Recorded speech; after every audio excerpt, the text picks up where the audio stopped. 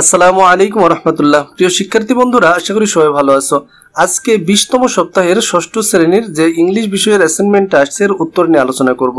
এই সপ্তাহে তোমাদের অ্যাসাইনমেন্টে যে কাজটা দেওয়া হয়েছে বলা হচ্ছে think of the title son of the Soyel.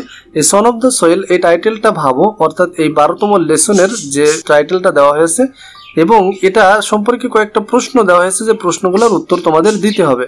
তো প্রথম প্রশ্নে বলা হচ্ছে who is the son of the soil here. এখানে এই মাটির সন্তান বলতে কাকে বোঝানো হয়েছে, কে ছিল। Why is the named so, তার নামটা কেন এমন রাখা হয়েছে। How does the title match the personality refers to the lesson, এবং এই যে ব্যক্তির সাথে অর্থাৎ তার সাথে এই টাইটেলটা কিভাবে ম্যাচ করছে বা তার সাথে এটা যাচ্ছে কিনা। এবং তোমরা যদি এক্সিলেন্ট পেতে চাও সেক্ষেত্রে আরো কিছু কথা বলা হয়েছে যে student could right 150 words in the assignment are sold, অর্থাৎ এই যে অ্যাসাইনমেন্টে তুমি 150টা শব্দ লিখবা। 150 শব্দের ভিতরে খুব বড় আকারে হবে না, ছোট আকারে লিখতে হবে।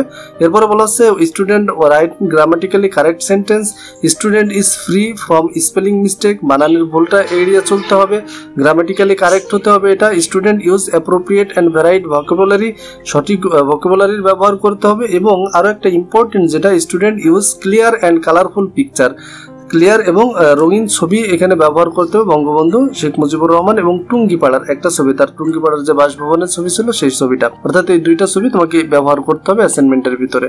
তো এই কন্ডিশনগুলোর আলোকে তোমাদের অ্যাসাইনমেন্টের উত্তরটি কেমন হতে পারে চলো দেখে নিই। তাহলে প্রথম প্রশ্নটা কি ছিল যে who is the son of the soil.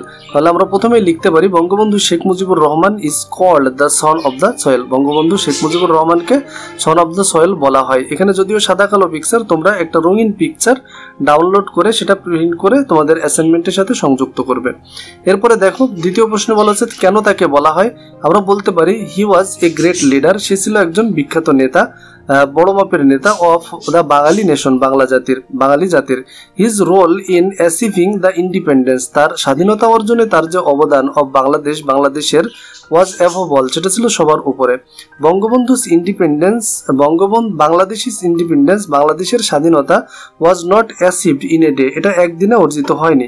The struggle for this has to continue, এই সংগ্রাম চালিয়ে যেতে হয়েছে ফর এ লং টাইম, অনেক দিন ধরে। বঙ্গবন্ধু শেখ মুজিবুর রহমান বিকাম ইনভলভ, বঙ্গবন্ধু শেখ মুজিবুর রহমান যুক্ত হয় ইন পলিটিক্স, রাজনীতিতে ফ্রম হিজ স্টুডেন্ট লাইফ, তার ছাত্র জীবনেই। ডিউরিং হিজ স্ট্রাগল, তার এই সংগ্রামের সময় he mingled very closely with people, সে মানুষের সাথে খুব কাছের থেকে মিশেছে। And did not discriminate inside any man, এবং সে মানুষের ভিতরে কোনো ধরনের ভেদাভেদ করেনি। পিপল অফ অ্যানি প্রফেশন, যে কোনো পেশার মানুষ, স্টার্টিং ফ্রম অর্ডিনারি পিপল, এমনকি খুব সাধারণ মানুষও হ্যাভ অ্যাডপ্টেড হিম, সবাই তাকে ভালোবাসতো এ লট, তাকে অনেক ভালোবাসতো। And he never pushed them away, এবং সে কখনোই তাদেরকে দূরে ঠেলে দেয়নি।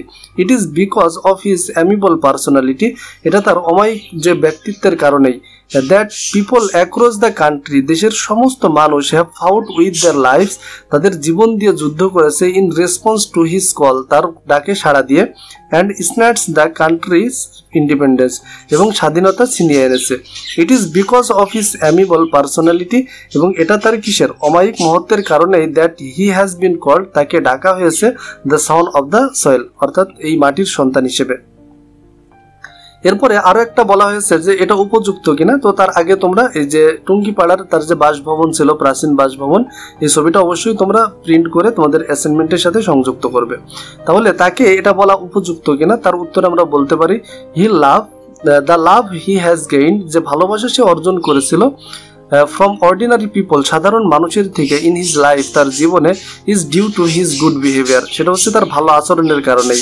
এ ফেমাস লিডার, তার একজন বিখ্যাত নেতা, লাইক হিম, তার মতো, who treated any human being like a normal human being, সে তার জীবনযাপন করতো একজন সাধারণ মানুষের মতোই। He use to treat them like his own people, সে অন্যান্য মানুষের সাথে মিশত মানে একদম তার নিজের আপনজনের মতো করে। All the achievement of his life, তার জীবনের সমস্ত অর্জন, have been due to the love of his common man, তার জীবনের সমস্ত অর্জনই ছিল সেটা হচ্ছে সাধারণ মানুষের ভালোবাসার কারণেই। Which he has never denied, যেটা সে কখনোই অস্বীকার করেনি। He was given the title of father, তাকে জাতির পিতা এই উপাধি দেওয়া হয় of the nation for his contribution, তার অবদানের জন্য to the independence of Bangladesh, বাংলাদেশের স্বাধীনতার। ইন দ্য সেম ওয়ে, একইভাবে because of his amiable personality, তার অমায়িক ব্যক্তিত্বের কারণেই ইট ইজ অ্যাবসোলিউটলি কারেক্ট, এটা একদমই সঠিক, to call him the son of the soil, তাকে মাটির সন্তান হিসেবে ডাকাটাও কি একদমই সঠিক। আরো একটা বিষয় তোমাদেরকে বলি, এই যে এখানে লেখা হয়েছে প্রায় 200 শব্দের উপরে, তোমরা চাইলে এখান থেকে কিছু অংশ বাদ দিতে পারো। আর যদি ভিডিওটি তোমাদের ভালো লেগে থাকে তাহলে অবশ্যই কমেন্ট করবা, এবং এই ধরনের ভিডিও সবার আগে পাওয়ার জন্য অবশ্যই চ্যানেলটি সাবস্ক্রাইব করে রাখবা, শেয়ার করবা তোমার বন্ধুদের সাথে। দেখা হবে পরবর্তী ভিডিওতে। আসসালামু আলাইকুম।